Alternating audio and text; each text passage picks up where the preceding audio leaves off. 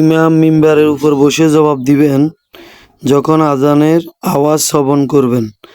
মুয়াবিয়া ইবনে আবু সুফিয়ান রাদিয়াল্লাহু তাআলা আনহু হইতে বর্ণিত, তিনি মিম্বারে বসা অবস্থায় মুয়াজ্জিন আজান দিলেন। মুয়াজ্জিন বললেন, আল্লাহু আকবার, আল্লাহু আকবার। মুয়াবিয়া রাদিয়াল্লাহু তাআলা আনহু বললেন, আল্লাহু আকবার, আল্লাহু আকবার।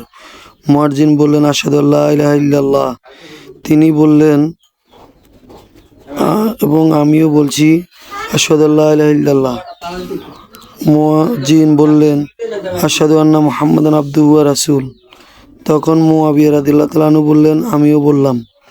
তখন মুয়াজ্জিন আযানও শেষ করলেন। তখন মুয়াবিয়া রাদিয়াল্লাহু তাআলা আনহু বললেন, হে লোক সকল, তোমরা আমার হইতে যে সকল বাক্যগুলো শুনছ তা আল্লাহ রাসূল সাল্লাল্লাহু আলাইহি সাল্লাম কে মুয়াজ্জিন আযানের সময় এই মজলিসে বাক্যগুলো বলতে শুনেছি। সুবহানাল্লাহ। হাদিসটি 914 নম্বর, 612 নম্বর রয়েছে সহিহ বুখারীতে। আজানের সময় মিম্বারের উপর বসা। সাইব ইবনে ইয়াজিদ রাদিয়াল্লাহু তাআলা আনহু হইতে বর্ণিত, তিনি বলেন, মসজিদে মুসল্লির সংখ্যা বৃদ্ধি পেলে ওসমান রাদিয়াল্লাহু তাআলা আনহু জুমার দিন দ্বিতীয় আজানের নির্দেশ দেন। অথচ ইতিপূর্বেই জুমার দিন ইমাম ও যখন মিম্বারের উপর বসতেন তখন আজান দেওয়া হইত। হাদিসটি সহিহ বুখারীতে 915, 912 নম্বর রয়েছে। খুতবার সময় আজান দেওয়া।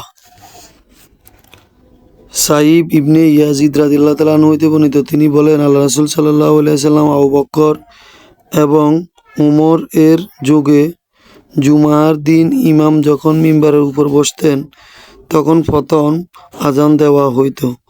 অতঃপর যখন ওসমান রাদিয়াল্লাহু তাআলা আনহু খেলাফতের সময় এবং লোকসংখ্যা বৃদ্ধি পেল তখন জুমার ও দিন দ্বিতীয় আজানের নির্দেশ দেন। জাওরা নামক স্থান হইতে এই আজান দেওয়া হয়। পরে এই আজান ও সিলসিলা চলতে থাকে। হাদিসটি সহিহ বুখারীতে 916 এবং 912 নম্বর রয়েছে। মিম্বারের উপর খুতবা দেওয়া। আনাস রাদিয়াল্লাহু তাআলা আনহু বলেছেন, নবী সাল্লাল্লাহু আলাইহি সাল্লাম মিম্বার হইতে খুতবা দিতেন। হাদিস নাম্বার 917, সহিহ বুখারী প্রথম খণ্ড। আবু হাজিম ইবনে দিনার রাদিয়াল্লাহু তাআলা আনহু হইতে বর্ণিত, একদিন কিছু লোক সাহল ইবনে সাঈদীর নিকট আগমন করে এবং মিম্বারটি কোনো কাঠের তৈরি ছিল। এই নিয়ে তাদের মনে প্রশ্ন জেগেছিল। তারা এই সম্পর্কে তার নিকট জিজ্ঞেস করলে তিনি বললেন, আল্লাহর শপথ, আমি ও সম্যক রূপে অবগত আছি যে তা ও কিসের ছিল।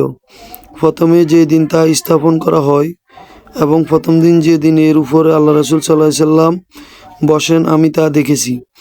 রাসূল সাল্লাল্লাহু আলাইহি সাল্লাম আনাস ও অমুক মহিলা বর্ণনাকারী বলেন, সাহল রাদিয়াল্লাহু তাআলা আনহু তার নাম উল্লেখ করেছিলেন এবং নিকটে লোক পাঠিয়ে ও বলেছিলেন, তোমরা ও কাঠ মিস্ত্রি গোলামকে আমার নিকট কিছু কাঠ দিয়ে এমন জিনিস তৈরি করতে নির্দেশ দাও যার উপর বসে ও আমি লোকদের সাথে কথাবার্তা বলতে পারি। অতঃপর ও সেই দিন মহিলা তাকে আদেশ করেন এবং সেই মদিনায় হইতে 9 মাইল দূরবর্তী গায়বার জাউ কাঠ দ্বারায় তৈরি করে নিয়ে ও আসে।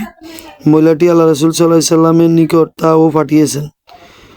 নবী সাল্লাল্লাহু আলাইহি সাল্লামের আদেশে এখানে তা স্থাপন করা হয়।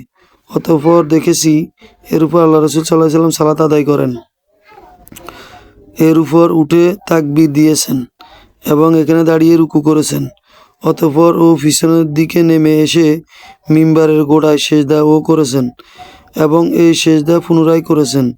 অতঃপর সালাত শেষ করে সমবেত লোকদের নিকট ফিরে বলেছেন, হে লোক সকল, আমি এটা এই জন্য করেছি যে তোমরা যেন আমার ও অনুরূপ করতে পারো এবং আল্লাহ রাসূল সাল্লাল্লাহু আলাইহি সাল্লাম তা ও শিখে দিয়েছেন সালাত কীভাবে পড়বে। হাদিসটি সহিহ বুখারীতে 917, 377, মুসলিমে পঞ্চম খণ্ডে রয়েছে। আহমদে 22,134 নম্বর রয়েছে।